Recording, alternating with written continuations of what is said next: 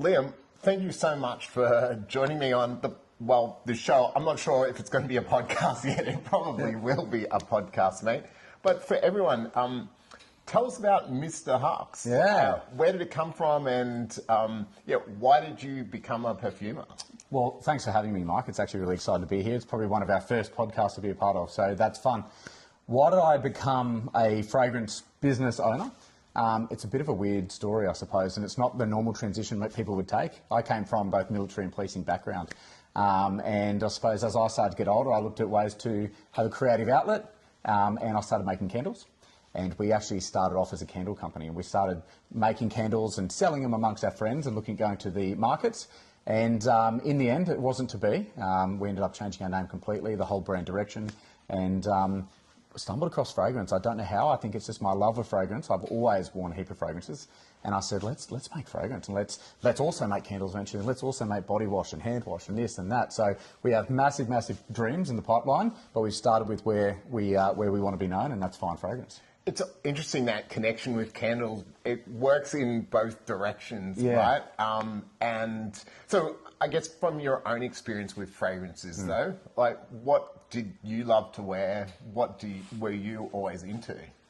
Yeah, look, I suppose I've always loved those deep and mysterious fragrances. My number one most favourite fragrance, I suppose, now would be Tom Ford Black Orchid. Yep. Love it. I got that here today. I absolutely love that fragrance. But then I don't mind a more of an oceanic or an aquatic scent for daytime wear, summer use. So they're my two go-tos. Yeah, but a bit of variety, right? 100%. I think variety is important. I know we say, is there signature scents? But no, I think variety is so important to have a scent library at home, because no one person should just have one fragrance. And I've spoken to some older people that say, oh no, this is my go-to. I said, well, maybe change it up a little bit, because you might be surprised. I had that conversation with my auntie literally 2 days ago. She's like, I only wear 3 scents. Of course. And I said, well, no, but go and check what else you've got there. Yeah. And she did, and she had other things. So it was interesting. So you decided to start, you obviously had the candle business, yes. so you're quite entrepreneurial, looking to start businesses, decided to start a fragrance business.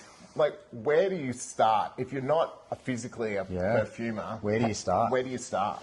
Well, Google's your friend, and today there's just so much information out there, right? And that's literally what we did. I jumped on Google. How do I make a perfume? What are fragrance notes? And I just taught myself. I learnt so much. Luckily for us, we were working with a fragrance company at the time that was making oils for the candles, and so they were able to shed a lot of knowledge and experience and be able to point us in the right direction. Yeah.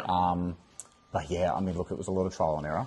A lot of mistakes. We've spent a lot of money, but also bringing in the help and the expertise from people that know more than you, because I don't know everything. So we paid for help, and I'm not ashamed to say that. We brought people in, marketing experts, we brought branding experts to help us with all of our packaging, our logos, everything. So why not? If you can, do it, because we want to do it right from the beginning, because we want to see this brand go somewhere one day. Yeah, and so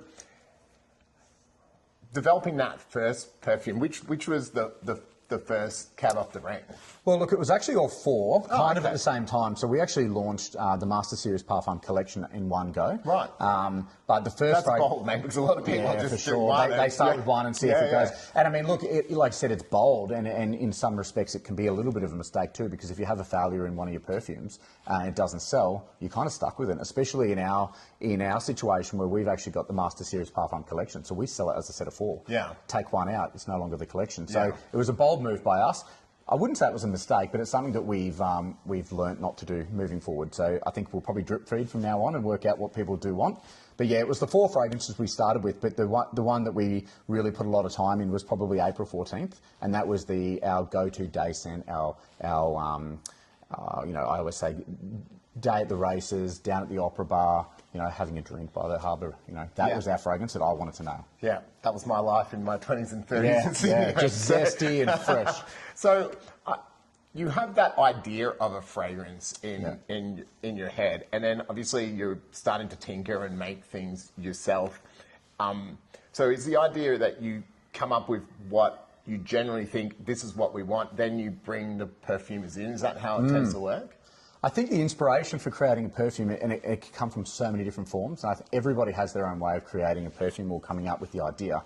And for me, for our Master Series collection, I definitely started off with the mood that I wanted to evoke. So what was the situation, or what did I want people to think or create? So it was, a day at the races down by the harbour. I wanted a zesty, fresh fragrance. I wanted, for instance, Silhouette was a night at the opera, the best dress. I wanted Russet to be warm and comforting and this kind of bit moody and mysterious. So that was the way I addressed it. Yeah. Then from there, we actually went straight into our perfumers with our brief. We created our fragrances, and then we worked backwards on the naming. Right. But that's not the way that we're moving forward either. We've got stuff in the pipeline now that I'm approaching from a totally different angle. Yeah. Where we go in from a name and we work backwards to what do we think that name represents. Yeah. Well, inspiration, has lots of forms, right? 100%, and yeah. I think that'll keep changing. All businesses evolve as well. In my other life, like in branding and marketing, I help businesses evolve that over time, and they can be one thing evolve into something completely different, or planned to evolve into something absolutely. completely different. And with fragrances, obviously, the sky's the limit in terms of range and what you make. So that evolution makes a lot of sense. I guess, so you launch, you've got a great product, you like what you have. How do you get customers? That's the $1 million question. Yeah. Seriously, if you can tell me, let me know. A lot of Facebook ads, I guess. 100%. And, if it's challenging if you don't go into it with a little bit of money and you don't have that cash runway, because meta advertising in Facebook or social media is where it's at. And that is the new form of advertising. But look, people go to the markets, they go to the shopping centres. That's not our approach. That's not our brand model. Nothing wrong with that. I mean, that's a fantastic way to get your brand out there. But for us, it's certainly a word of mouth. It's certainly social media, meta advertising, and wholesales. So we put a lot of effort and a lot of time into our wholesale accounts, and we push that hard, because my belief, if we can get our fragrances across Australia, people can go out and smell them. And it's really difficult to sell perfume online because they don't know what it smells like. It is, mate. You can read what the hell does pink pepper smell like? What does jasmine sandback smell like? No one knows. Yeah. We love to talk about it, and certainly just a fragrance enthusiast or a wearer has no idea. And so they're a bit scared, and I understand that. So we have to approach it differently, where we offer, buy 100 ml and we'll give you the 2 ml for free. Yeah. Try the 2 ml. If you don't love it, you can send the 100 ml back, or the 50 ml. Send it back to us and we'll give you a refund. Yeah. Because we have to make our customers feel like they can take that chance or take the risk. Otherwise, you'll never sell. Yeah. So, well, you had that beautiful discovery set, which is what I found you with. And incredibly well put together, mate. I've got to say, like, I've bought a fair few recently, and I'll be buying lots more. I love to start with that because I love to sample as well. Yeah, I'm the same. But where did you come up with the design and aesthetic for that? Because it's a beautiful like tin box, and you have those lovely little cards. And I hung 2 of those cards up beside my computer screen and stuff. So yeah. I suppose I put it all together. The one thing I don't do is I don't like to do anything by halves, and I don't want to do something that somebody else has done either. So I like to be different. I've worked out that costs a lot of money to be different. But we had a designer at the time, and I said to her, look, we need to be different. We want to be bold, and I want it to look expensive. And it is expensive. Yeah. So we come up with this really great, it always starts off as cardboard, and then we have, look at this tin, and what do we think of this tin? And, then our branding is this russet colour. What if we coloured the tin in russet? And then the internals, it couldn't have plastics and foams in it, because for us, we're an environmentally conscious brand where we try and eliminate all single-use plastics. So by putting anything plastic, and most people put a plastic interior into their sets, for us it was a no-go. So then we had to go and we had to create these stacked, they call it grey paperboard, and they had to stack it, and it was all handmade, so they're hand glued together, which means probably 50% of them are faulty because they're all hand glued together. And then the hangers itself. So many fragrance or discovery sets come with those scent strips, that you find in the shop. I love them. I think they're great, but I thought, what a waste. You just throw them in the bin. When you do it, you throw it in the bin. And I remember as a kid, I used to take them and I used to put in my air conditioning vents in my car after I'd go to DJs or Maya. And I wanted my car to smell nice. So I said, why can't we just do that, but as a fragrance hanger? Yeah. So it's essentially, it's a test strip in a way, a little bit thicker. It's absorbent paperboard. And we give everyone the elastic, and you can put your own scent on it, hang it in your car, add it, mix it, keep going. Yeah. That's where it came from. And they all kind of evolved and came together, and here we are. We got this beautiful little discovery set, which everyone talks about and they love, and we love it too. Yeah, well, look, every business needs a foot in the door, like first step, right? Yeah. And this is what discovery sets are in the industry. Yeah. You know, and the amount of times, because it is hard to buy fragrance when you haven't tested it. Yeah, you know, people are going to, and I think if you've got a good product, it's a good way to like go forward with that product. Even though I'm sure that, you know, I don't know the economics of it. I don't think that anyone's making money off discovery sets. But like, No, you're I right. think They're not. the reality No. is that, you know, having that first step, because a lot of perfumers don't make money on one bottle, let alone like it requires multiple before like it's profitable. So I love that, and I think one thing that Australian brands are doing really, really well, and one thing that I have an issue with a lot of designer brands is the smaller size packaging and that entry point, which you guys have as well. Because again, 100 mils is a big bottle, right? It's a big commitment. It's a big commitment. But say 10 or 20 mil or whatever, whatever that medium size can be a really good stepping stone.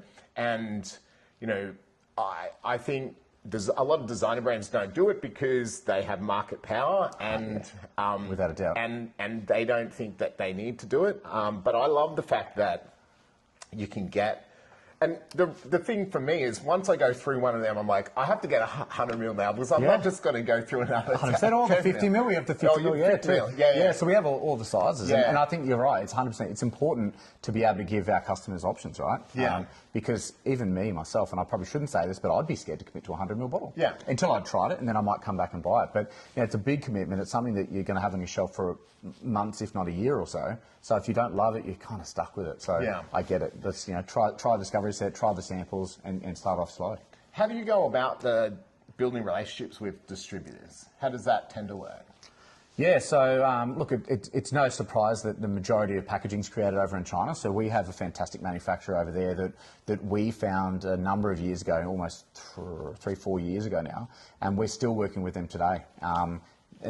We reached out, we told them what our needs were, and they've managed to come through with the goods. It's been a lot of rocky moments along the way, but we've managed to make it work.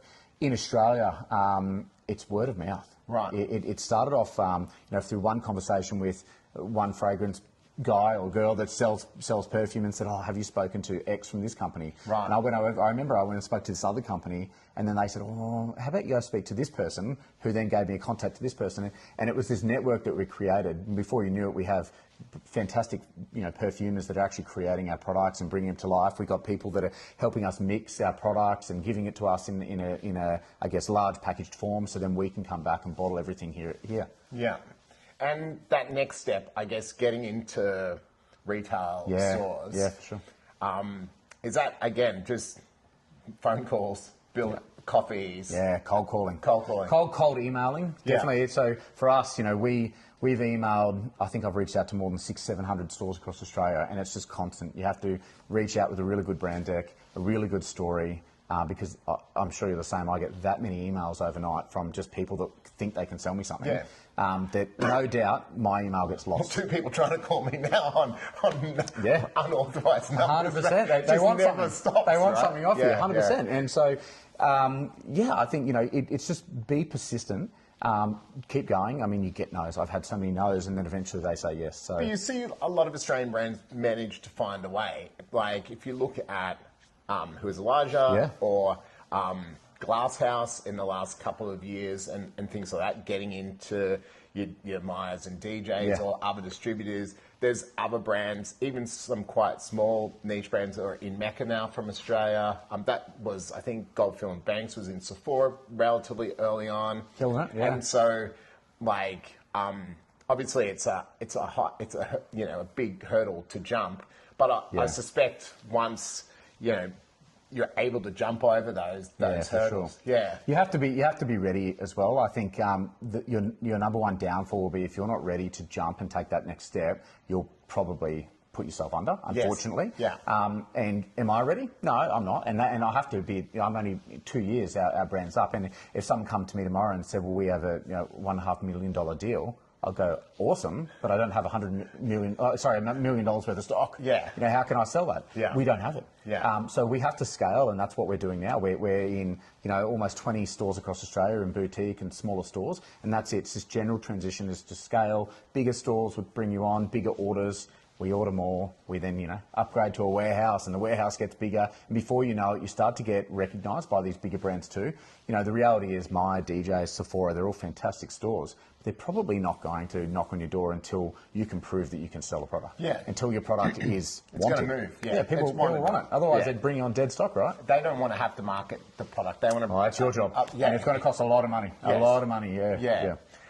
So let's talk fragrances more specifically. And I guess, like, we've spoken a little bit about what you love, but let's talk a little bit about each of your fragrances. You mentioned earlier Dreaming with the Lights On is your fave. Why is that, mate?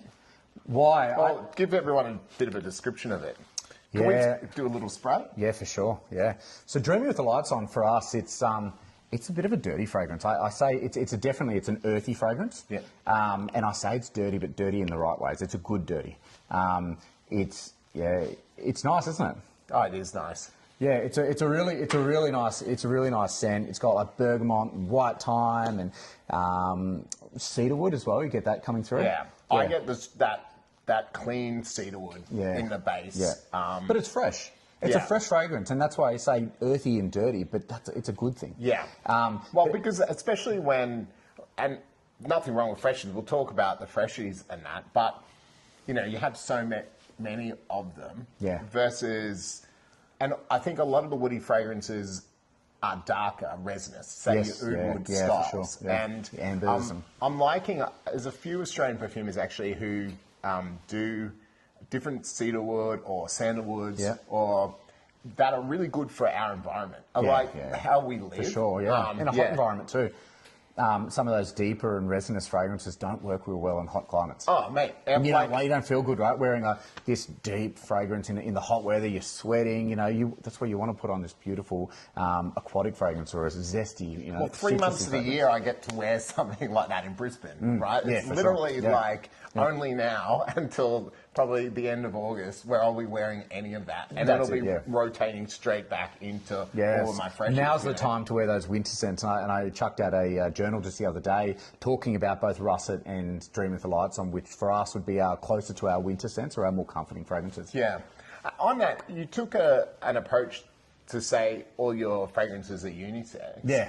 And also, you know, the environmental impact. And that's something that a lot of brands are focusing on. I guess, what drove that, you know, unisex approach for you? The unisex, I think, is important for me. I think, for starters, the male-female perfumes marketing BS. Yeah. I don't believe in that. I think if you find a fragrance that you want to wear and you love it, you rock it. And if it's got rose in it, you know, or if it's got violet in it, who cares if it's a floral? If you're rocking it, rock it. Yeah. I love it. I mean, I've worn some heavy florals before because I think it works. Yeah. And vice versa. If you're a woman and you want to wear a really beautiful, oudy, deep fragrance, go for it. If it works for you, wear it. And so that's how we kind of approached it. Well, but fragrance is like chocolate. Like, there's not male or female chocolate, but we've been conditioned for sure. with a lot of things. Branding, you know? the big designer brands and your celebrity brands, it's all about, you know, the power that they have. So for me, it was really important to push that message. Now, look, going forward, are we going to create fragrances that people would traditionally think are more masculine or more feminine? Yeah, of course. Yeah. Absolutely. I mean, that's just a reality of when you put certain fragrances or certain notes in a perfume. But I really have to keep pushing that message. It doesn't matter if it smells like a female fragrance.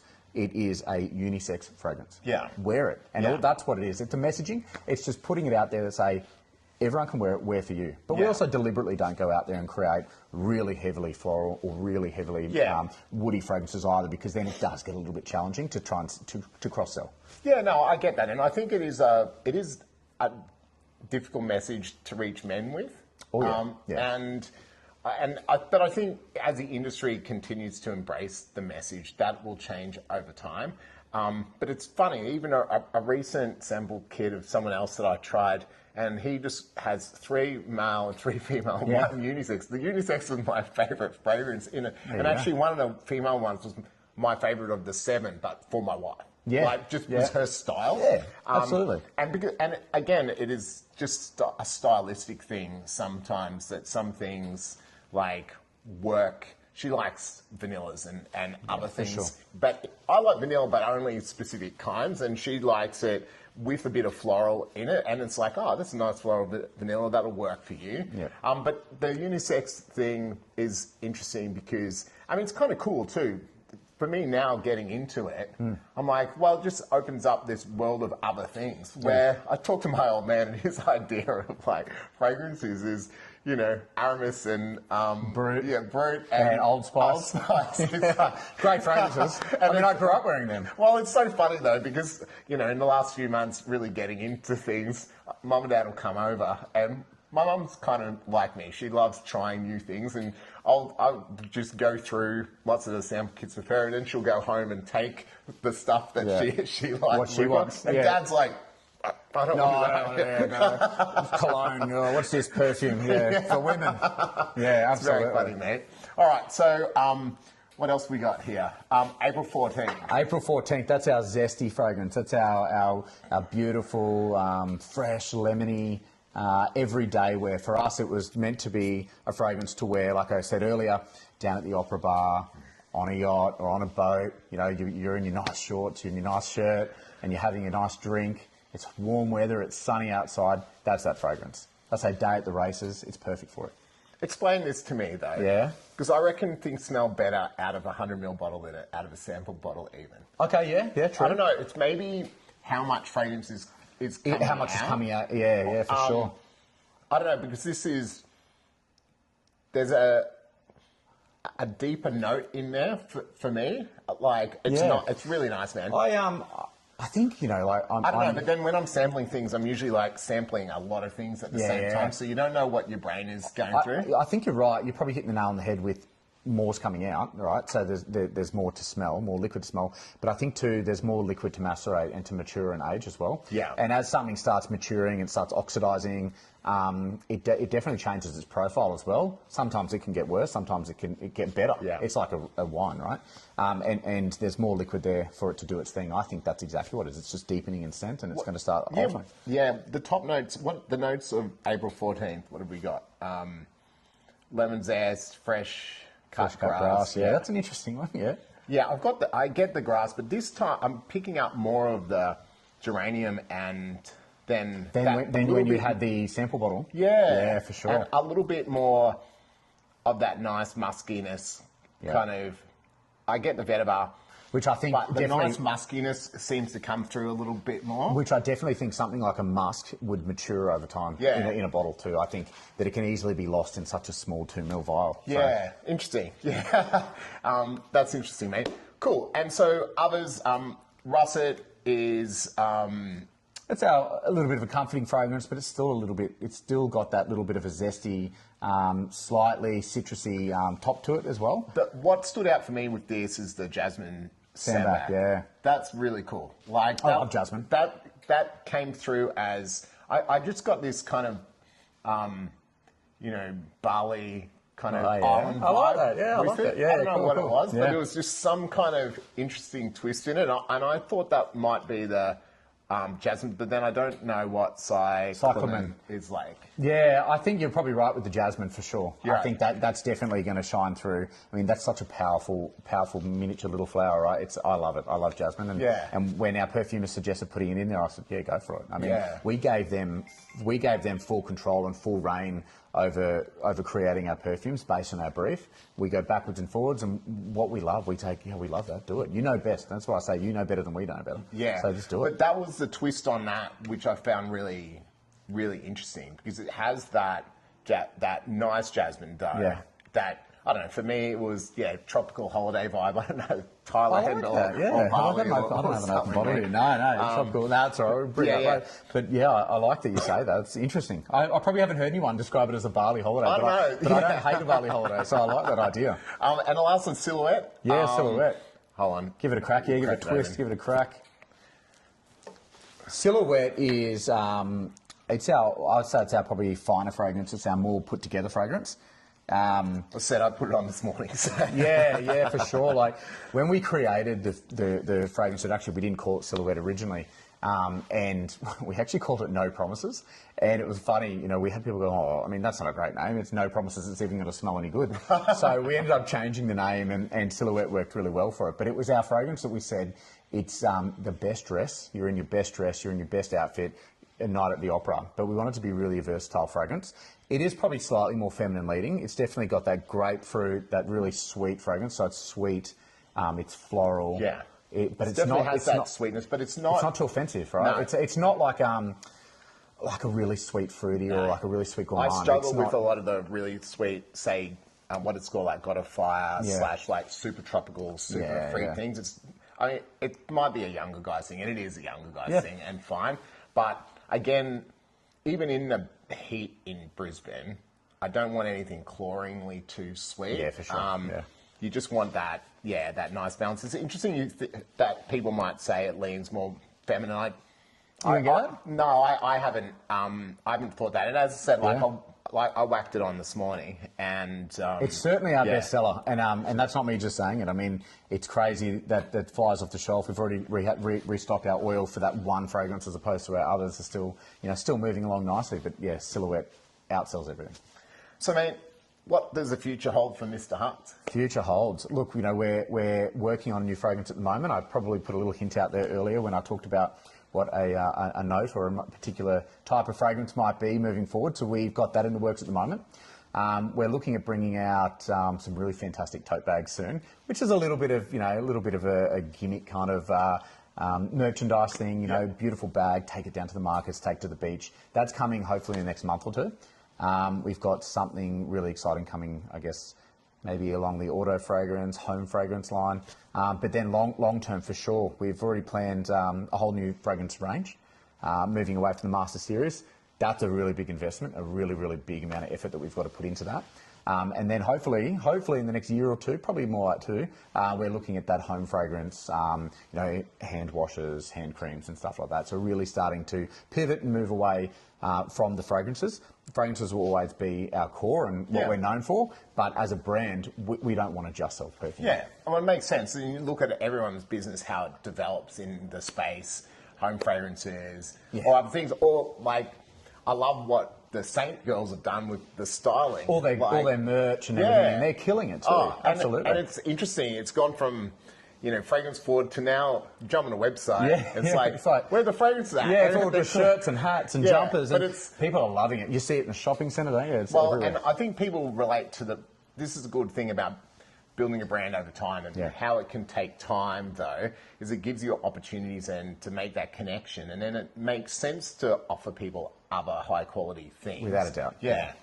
100%. You need a bit of variety, right? Otherwise you can get a little bit stale as well. I can get a bit stale as a brand owner and stuck here doing the same thing. So I've got too many ideas, right? So hopefully I can get them all out there. Beautiful. Thanks, mate. Awesome, man. Thanks for having me.